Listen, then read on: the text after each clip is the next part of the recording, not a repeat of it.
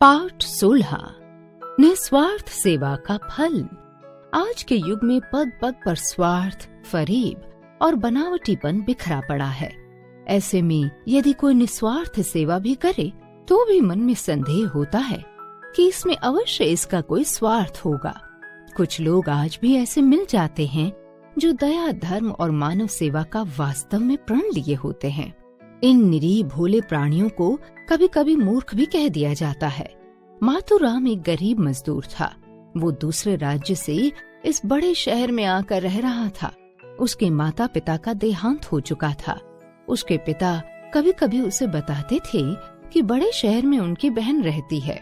उन्होंने उस जगह का नाम भी बताया था।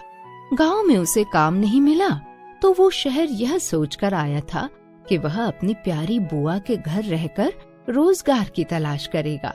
शहर बहुत बड़ा था और बिना पूरे पते के इतने बड़े शहर में बुआ को ढूंढना भूसे के ढेर में सुई ढूंढने के बराबर था। इसलिए माथुराम को जो काम मिला उसने करना शुरू कर दिया। उसे शहर आए हुए कई महीने बीत चुके थे।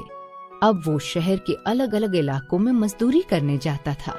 उसने अपनी बुआ की तलाश जारी रखी। एक दिन वह उसी जगह मजदूरी करने गया जहाँ उसकी बुआ रहती थी। वहाँ उसने बुआ का घर ढूंढ लिया। वह बुआ से मिला, परंतु माथु को लगा कि उसे देखकर बुआ को कोई प्रसन्नता नहीं हुई। बुआ जी अकेली थीं। उनके पति का देहांत हो चुका था और उनकी कोई संतान भी नहीं थी। ऐसे में उन्हें लगा कि माथुराम उनके पैसे हड़पने के लिए आया है। माथुराम को तो लगा था कि बुआ से मिलकर उसके माँ बाप की कमी पूरी हो जाएगी, परंतु ऐसा कुछ नहीं हुआ। उसने देखा कि बुआ के मकान की हालत अच्छी नहीं है। शायद बनने के बाद उसकी मरम्मत ही नहीं हुई है। उसने बुआ जी से पूछा, क्या मैं अपने साथी के साथ मिलकर इस मकान की मरम्मत कर दूं? बुआ बिगड़ते हुए बोली, क्या तुम मेरे मकान को हड़पना चाहते हो? मैं एक पाई भी तुम्हें नहीं देने वाली। माथुराम भोलेपन से बोला, बुआ जी, मेरे पास कुछ रुपए इकट्ठे हो गए हैं। उन्हीं से सामान ले आऊंगा तथा वहाँ से छुट्टी के बाद मैं और मेरा साथी प्रतिदिन 1-2 घंटा यहाँ काम करके चले जाया करेंगे। बुआ ने सोचा, मेरा क्या जाता है? उन्होंने हाँ कर दी। अब माथुराम रोज 2 घंटे काम करने लगा। काम करने के बाद वह अपने कमरे पर चला जाता था। कई दिनों के बाद बाहर से मकान ठीक हो गया। बुआ ने सोचा, यदि ये दोनों यहीं रहेंगे तो काम ज्यादा होगा। यही सोचकर बुआ जी ने उन्हें अपने घर के एक छोटे से कमरे में रहने की इजाजत दे दी।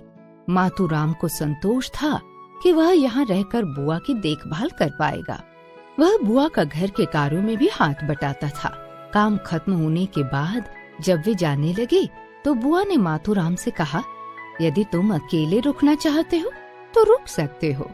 माथुराम को तो बुआ की चिंता पहले से ही थी, अतः उसने निस्वार्थ भाव से हाँ कर दी। अब माथुराम को प्रतिदिन जो भी मजदूरी मिलती लाकर बुआ को दे देता। बुआ के लिए भी खाना बना देता। धीरे धीरे बुआ जी का हृदय माथुराम के लिए पिघलने लगा। इस प्रकार कई वर्ष बीत गए। अब बुआ वृद्ध हो चुकी थीं। उनका स्वास्थ्य खराब रहने लगा। माथुराम दिल से बुआ की सेवा करता, यहाँ तक कि कभी कभी वह काम पर भी नहीं जा पाता था। बुआ के अतिरिक्त उसका इस दुनिया में कोई नहीं था। लगभग 2 महीने की बीमारी के बाद इस लोक को छोड़कर परम धाम चली गईं। माथुराम ने बड़ी मुश्किल से बुआ के अंतिम संस्कार की रस्म पूरी की, क्योंकि बुआ की बीमारी के कारण उसके सब रुपए खर्च हो गए थे। उसके बाद वह बुआ के घर को छोड़कर जाने लगा तो एक वकील वहाँ आया। उसने कुछ कागजात देकर कहा, आपकी बुआ जी ने अपनी सारी संपत्ति और बैंक खाता आपके नाम कर दिए हैं। कुल मिलाकर लगभग 2 करोड़ की चल अचल संपत्ति है। माथुराम को अपने कानों पर विश्वास नहीं हो रहा था। जो बुआ कभी राशन तक के लिए एक पैसा नहीं देती थी, वो करोड़ों की संपत्ति उसके नाम कैसे कर सकती हैं?